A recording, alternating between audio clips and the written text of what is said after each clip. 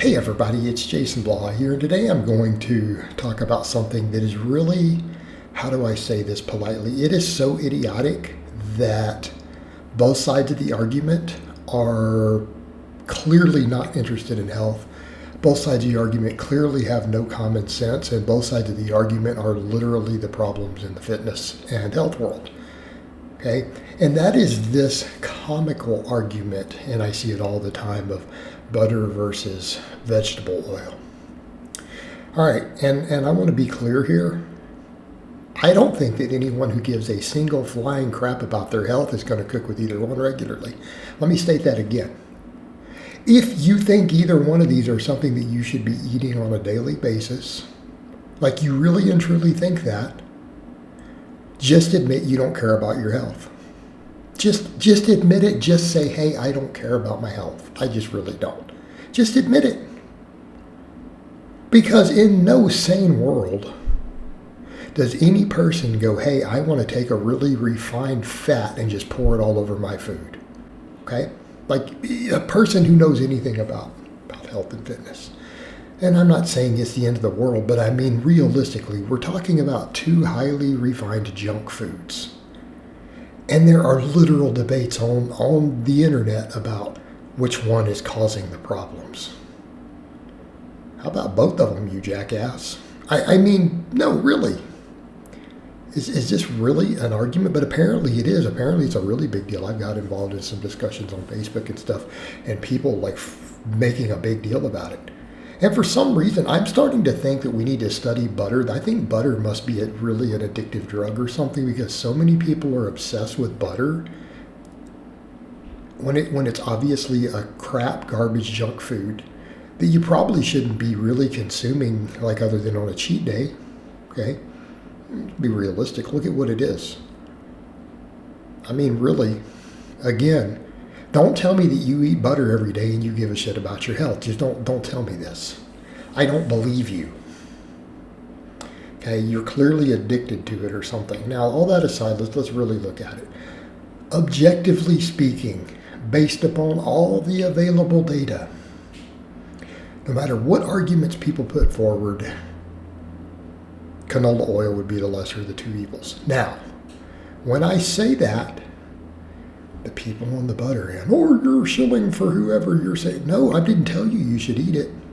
I just said it's less bad. Again, I want to clarify my point. You're standing around dumping canola oil in all your food. Don't tell me that you care about your health. But at least it's not butter. All right? So again, I want to make that point clear. And these arguments about it, the conspiracies and everything, are just insane. But let's step back and look at it. The data on it, it is primarily PUFAs. Okay? Every study that's generally looked at these things, these sort of oils, when they replace saturated fat, inflammatory markers go down. Right? Pretty consistently in the metabolic ward, double-blind studies, all this, it's generally the case. Now, are there potentially some issues with it? Yes. Are there chances of it going rancid? Yes. But here's the argument. The rancidity of it is not necessarily as bad as the inflammatory markers from eating all the butter. Okay? That's what you have to understand. I'm not saying it's great. It's not. I think you should be eating whole foods. I don't think that you need either one of these to cook. I don't understand why people can't cook without them. I don't understand why anyone thinks that they have to have oil or butter to cook food. What am I supposed to fry in? Okay, you fat fuck. Maybe you shouldn't be frying your food. I don't know. There's a thought.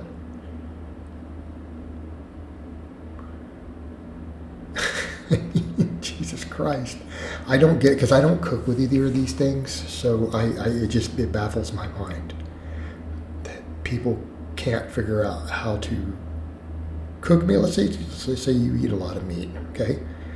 You can't cook meat without these things. You've never baked meat. You've never grilled meat, right? You don't have an oven.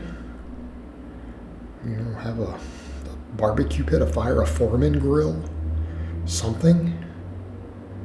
You can't just cook it and then add spices. Come on. But yeah, step back and look at it. Okay, the canola oil, it's been refined. It's been stripped of definitely some stuff. All the fiber's been removed. Anytime you remove fiber from foods, let's just count it as a junk food, right? Oranges are good. Orange juice with the fiber removed is kind of junk. Okay, see how simple that is? It's not as good. This is not ideal. All right, anytime you've stripped out vital things, when you strip healthy things out of a food, because not all processing is bad, it's when we have stripped things of value, like fiber. Fiber is insanely valuable. We don't get enough fiber in our diets as a general rule. You strip fiber out, you put it through these certain processes. Okay, this is not ideal, right? I think we largely agree. Okay, let's apply the same thing now to butter.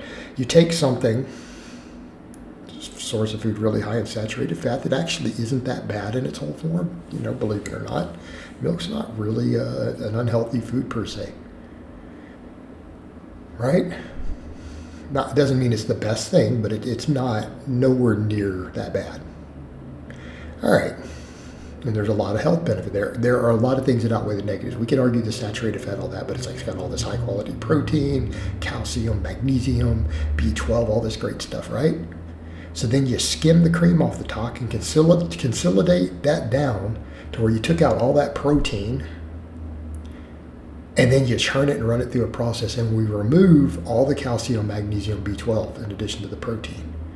Now you're just left with a bunch of saturated fat with a way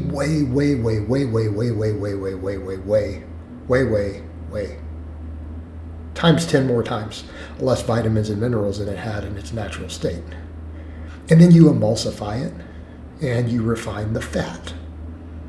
Okay, see where I'm going with this? It's junk food. Now we come over canola oil. Canola beans, they're probably a reasonably healthy food, right? Good source of, in theory, I don't know if people sit around eating canola,